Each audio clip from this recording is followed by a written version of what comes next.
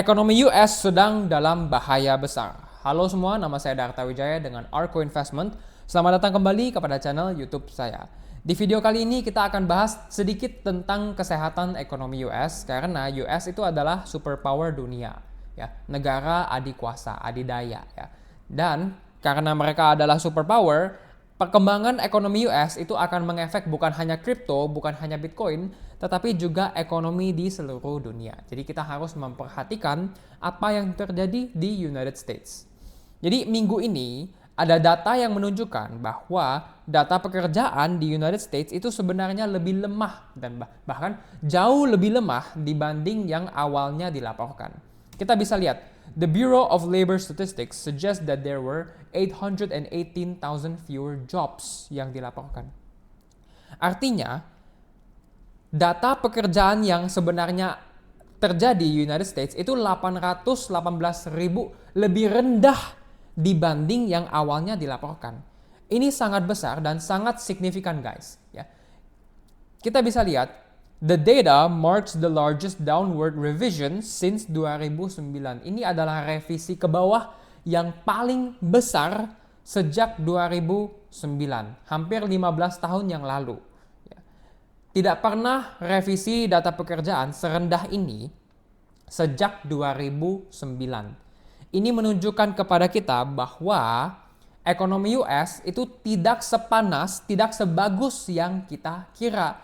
Karena jika data pekerjaan itu tinggi, ya pekerjaan itu sedang tinggi, pekerjaan baru sedang banyak, ya.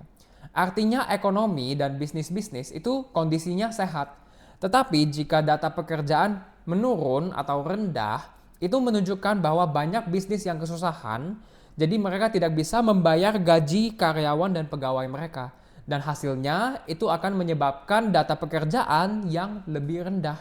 Jadi dengan data ini kita bisa paham bahwa sebenarnya ekonomi US itu tidak sesehat yang kita kira. Dan data ini akan mengakibatkan investor untuk mengkhawatir akan adanya resesi di United States. Lalu sekarang pertanyaannya, apakah sekarang US sedang resesi? Apakah akan ada resesi? Well, kita bisa menggunakan indikator ekonomi yang terkenal yang namanya Sum Rule. Jadi Sum Rule ini adalah indikator yang jika indikator ini di atas 0,5 artinya US itu sedang berada dalam resesi. Ini indikator yang sedikit real time, ya, dibanding indikator GDP atau yang lain-lainnya. Ini adalah indikator resesi secara real time. Dan apa yang kita bisa lihat? Yes, Sum Rule di atas 0,5. Ini mengartikan bahwa ekonomi US sedang dalam resesi. Yes, betul sekali. Ekonomi US sedang dalam resesi menurut indikator ini. Tapi sama seperti semua indikator yang ada di luar sana, indikator pun bisa meleset, ya. Tetapi indikator ini bisa kita menggunakan sebagai pegangan bahwa rupanya United States ekonominya tidak sesehat yang kita kira atau tidak sebagus yang kita kira. Karena jika memang bagus ekonomi US, jika US ekonominya sedang benar-benar bagus, Sum Rule tidak akan di atas 0,5. Satu. Kedua, data pekerjaan tidak akan selemah ini. Ya. Also, data pengangguran, ya, unemployment rate di United States itu kalau nggak salah seingat saya, ya, itu sudah naik 3 bulan berturut-turut, 3 atau 4 bulan berturut-turut. Ya, sekali lagi, jika unemployment tinggi, jika data pekerjaan itu rendah, ya, artinya bisnis banyak yang kesusahan, mereka tidak bisa membayar gaji pegawai, tidak kuat, guys, ya. Jadi mereka harus menutup lowongan kerjaan atau mengurangi lowongan kerjaan untuk menjaga kesehatan keuangan bisnis tersebut. Ya, artinya ekonomi dan bisnis banyak yang kesusahan dan karena itu investor secara global muncullah kekhawatiran resesi seperti itu.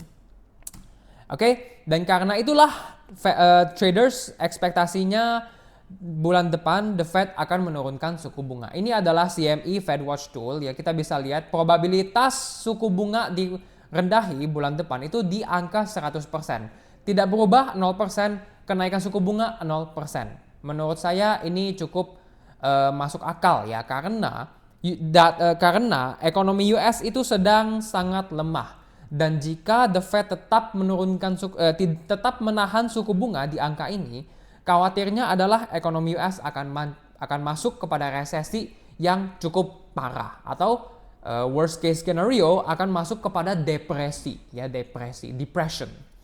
Oke. Jadi untuk 25 basis point rate cut, kita bisa lihat probabilitasnya tuh di angka 67%. Lalu untuk 50 basis point rate cuts, probabilitasnya itu di angka 32,5%. Nonetheless, ini news yang sangat bagus bagi kita crypto investor dan Bitcoin investor, karena penurunan suku bunga akan membuat Bitcoin dan crypto terbang. Oke, ini adalah news yang sangat bagus.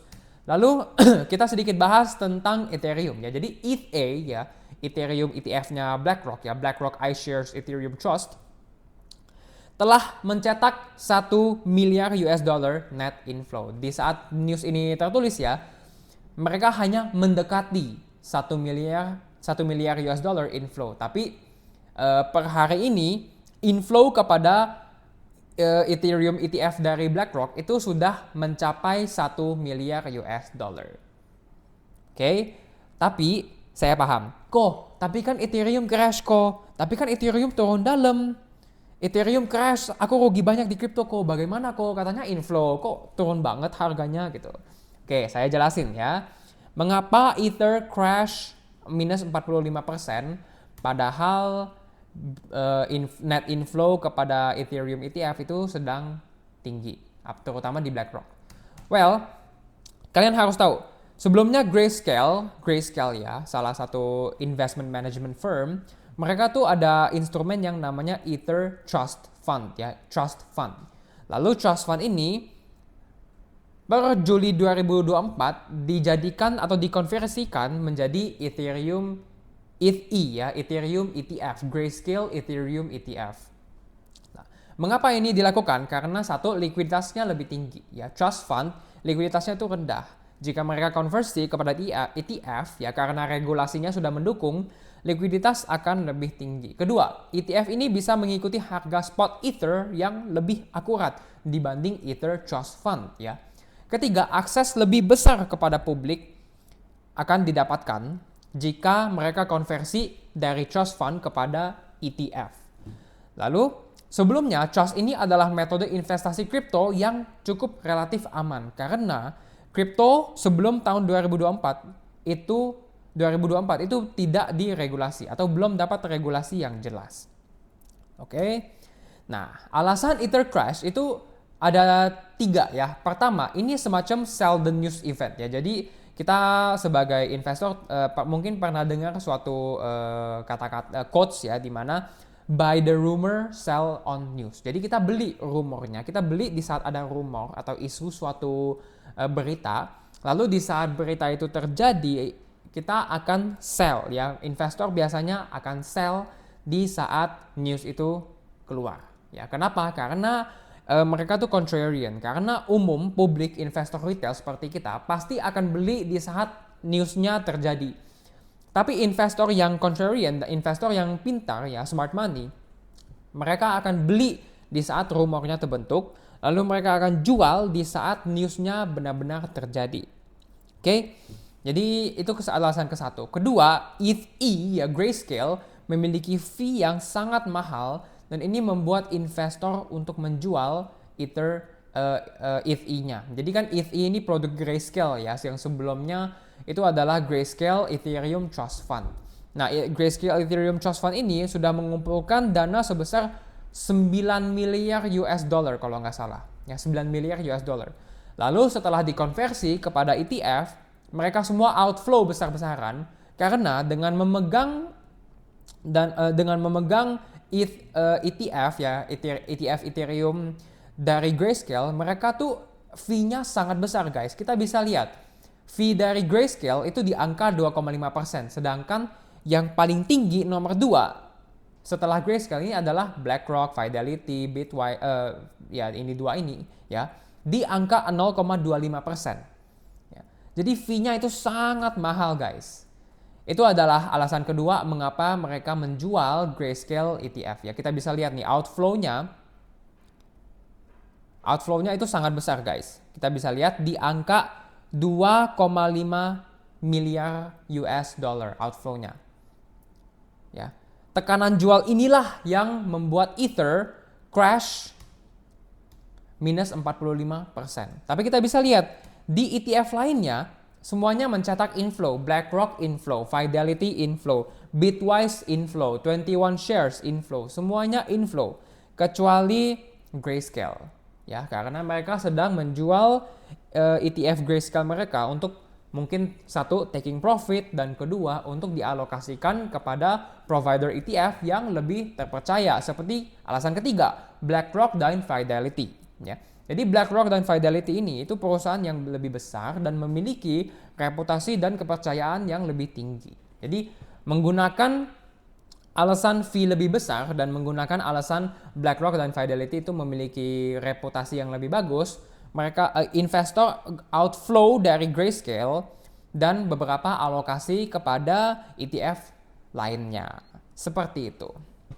Oke, jadi sama seperti Bitcoin di mana setelah ETF launch harga koreksi dalam, tapi setelah itu terbang tinggi. Menurut saya hal yang sama akan terjadi di Ethereum, di mana harga akan koreksi dalam setelah ETF launch lalu akan recover dan mencetak all time high. Oke, jadi video ini sudah cukup panjang. Jika teman-teman ingin belajar lebih dalam dengan saya, silakan cek website saya untuk materi lengkap, registrasi dan juga price list dan juga diskon untuk kalian. Oke, banyak sekali materi yang kalian akan belajar dan benefit untuk kalian sebagai member Arko Investment. Lalu jika teman-teman mau edukasi gratis dengan saya ada free Discord community, linknya di bio. Anyways, thank you semua. Sampai sini dulu untuk video kali ini. Semoga sehat, semoga bahagia, semoga sukses. Terima kasih.